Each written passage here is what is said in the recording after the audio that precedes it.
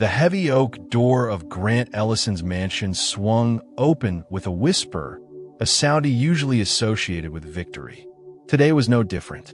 He had just returned from a 4-week tour of Europe, closing a deal in Geneva that would cement his legacy for another decade. His hand-stitched Italian shoes made no sound on the polished marble of the foyer. The only noise was the gentle, satisfying hum of the wheels on his sleek, carbon fiber suitcase. He was the picture of success, a crisp white suit that screamed power, a deep violet dress shirt, and a watch on his wrist that cost more than most people's cars. But the stern mask of the corporate titan softened as his fingers brushed against a small, plush grizzly bear tied to his suitcase handle. Lucas, a quiet, genuine smile, touched his lips for the first time in days. He was home 2 days early. The surprise would be epic. He envisioned his 4-year-old son, Lucas, hearing his voice and launching himself into his arms like a tiny, giggling cannonball. He imagined the feel of those small arms around his neck, a feeling that could momentarily erase the exhaustion of 18-hour workdays and transatlantic flights. That feeling was the why behind it all. He stepped towards the kitchen, drawn by a faint sound he couldn't quite place. He expected to see the new maid his agency had hired. Nia, was it? He'd spoken to her twice on the phone. She sounded competent, professional. Perfect. He rounded the corner into the vast, state-of-the-art kitchen, and his perfectly constructed world fractured. There, at the industrial-sized sink, stood a woman he didn't recognize. A black woman, her back to him, wearing a simple gray apron over a dark t-shirt. Her arms were braced against the cold granite countertop, her head bowed. But it was the movement that seized his attention. Her shoulders were trembling with silent, gut-wrenching sobs. It wasn't a delicate cry. It was a breakdown, the kind that shook a person from their core. And wrapped around her like a lifeline, his small legs locked around her waist and his arms clinging to her neck, was Lucas. His son, his only son. The boy's face was buried in her shoulder, red and puffy from crying, as if she were the only sanctuary in a terrifying world. He wasn't just hugging her. He was holding on for dear life. The grizzly bear suddenly felt heavy in Grant's hand. The triumphant smile vanished, replaced by a cold knot of confusion and a primal surge of possessiveness. Lucas! Grant's voice was quiet, but it cut through the air like a shard of glass. Neither of them moved. The woman's sobs hitched. Lucas only burrowed deeper into her embrace. Lucas! This time, his voice was sharper, edged with an authority that commanded boardrooms. The woman flinched as if struck. Her head snapped around, revealing a beautiful face streamed with tears, her wide, dark eyes filled with sheer panic. She looked at Grant as if he were a ghost, an intruder in a sacred moment. Finally, Lucas turned his tear-soaked face, his small lips quivering. A desperate wail tore from his throat. "No, don't take her away." The words hit Grant with the force of a physical blow. "Take her away?" he echoed, stunned. "I am so sorry, sir," the woman stammered, her voice tight and hoarse. She tried to gently lower Lucas to the floor, but he clung on with renewed desperation. He won't let go. Grant took another step into his own kitchen, feeling like a stranger. "What's going on here? Who are you?" "I'm Nyong.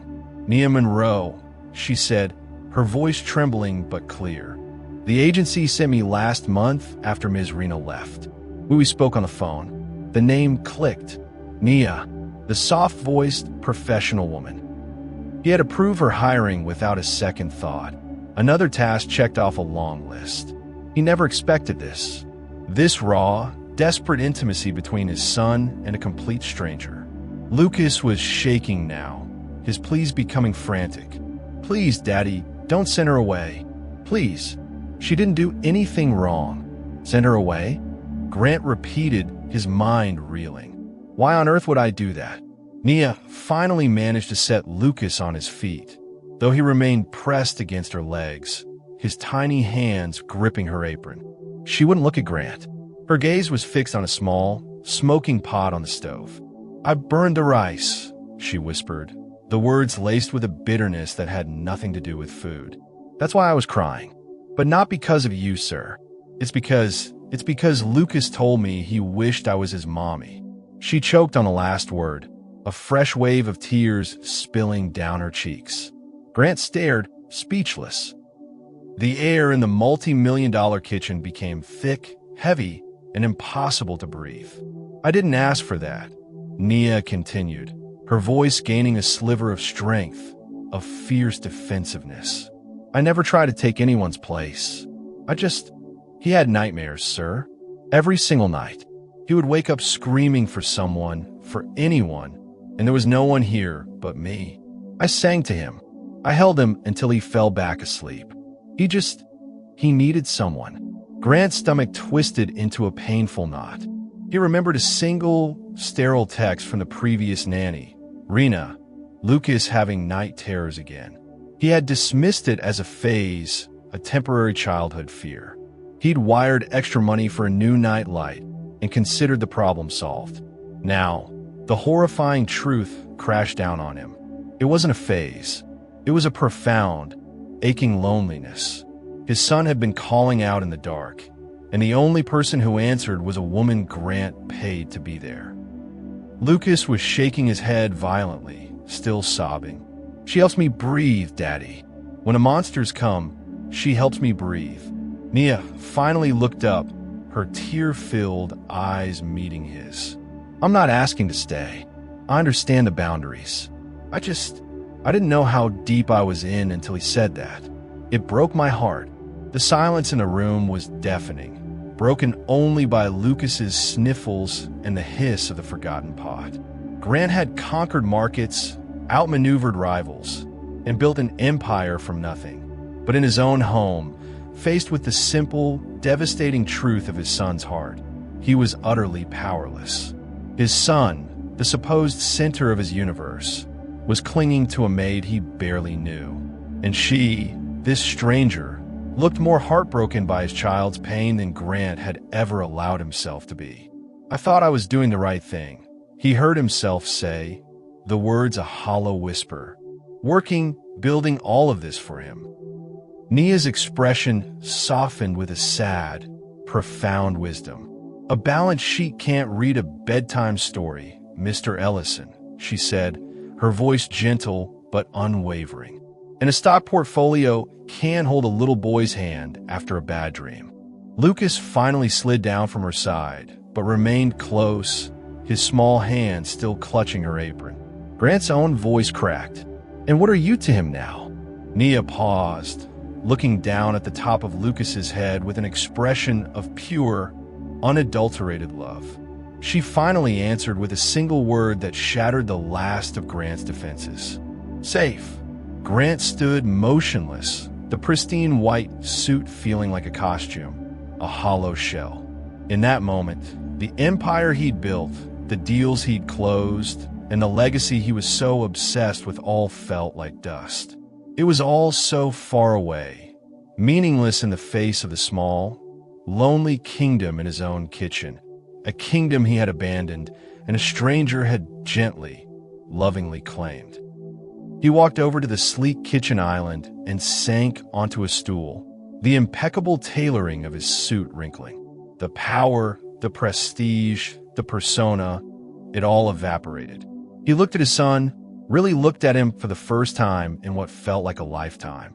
He saw the faint, dark circles under his eyes, the weary way he leaned into Nia's body as if she were the only thing holding him upright. "Lucas," he said, his voice soft, stripped of all its usual command. His son didn't respond, just peeked at him from behind the safety of Nia's apron. Grant tried again, and this time he slowly, tentatively opened his arms. It wasn't the cinematic reunion he had imagined for weeks. Lucas didn't run. He hesitated, his wide, blue eyes filled with uncertainty. He took a slow, shuffling step forward, then another, as if testing the ground, as if learning to trust the air again. When he finally reached his father, he didn't leap into his embrace. He melted into it cautiously, as if testing the warmth, needing to be sure it was real. Grant wrapped his arms around his son's small, trembling body, pulling him close and holding on tight. He buried his face in Lucas's soft hair and breathed in the simple scent of his child. "I'm sorry, buddy," he whispered, his own eyes burning. "I'm so sorry. I didn't know how lonely you were." Lucas's tiny voice was muffled against his chest. "Don't make Nia leave." Over his son's head, Grant met Nia's gaze. Her eyes were filled with fresh tears, but she didn't wipe them away. She stood rooted to the spot, her hands twisting the fabric of her apron, a silent guardian watching over her charge. "I don't want her to leave either," Grant said, his voice thick with emotion. The relief that washed over Nia's face was palpable. Her shoulders, so tense just moments before, finally relaxed. "Sir," she started, unsure of what to say. "Please, Nia," he said, looking at her directly. "Stay." Not just as his nanny, but as someone who cares for him. And maybe, he added, the admission costing him a mountain of pride, as someone who can help me learn how to be here again. Her expression shifted from caution to confusion, and then, slowly, to a warm, understanding glow. "I don't want to cross any lines, Mr. Ellison." "Cross them," Grant replied without hesitation. "Please, if that's what it takes for him to feel safe in his own home again, then I am asking you to cross them." He reached for the forgotten grizzly bear from his suitcase and handed it to Lucas. "I brought this for you," he said softly, "but I should have brought myself." Lucas took the bear, but didn't let go of his father. And for the first time that day, his tears stopped. Later that night, long after Lucas had fallen into a deep, peaceful sleep in his own bed, with both his father and Nia taking turns reading to him, Grant found Nia in the kitchen, quietly scrubbing the burnt pot. The house was still, wrapped in a comfortable silence it hadn't known for a long time. She turned as he approached. "I know this wasn't the job you signed up for," he said quietly. "No, it wasn't," she agreed, a small, tired smile on her face. "But it became the one I needed." He nodded, understanding completely. "Listen, Nia, if you ever want something more, training, school, anything for yourself, you'll have my full support. I mean that. Just promise me one thing." "What's that?" "Don't ever stop being who you were today." For him, Nia's smile widened, genuine and bright. "I won't," she promised. "I couldn't if I tried." As Grant turned to leave, he paused in the doorway and looked back over his shoulder. "Nia?" "Yes, Mr. Ellison?" "Thank you," he said, the words carrying the weight of his entire world. "Thank you for saving my son." She didn't answer with words. She simply gave him a single, profound nod and turned back to the sink, where a new pot, filled with fresh rice and clean water, had just begun to simmer on the stove. A new beginning for all of them.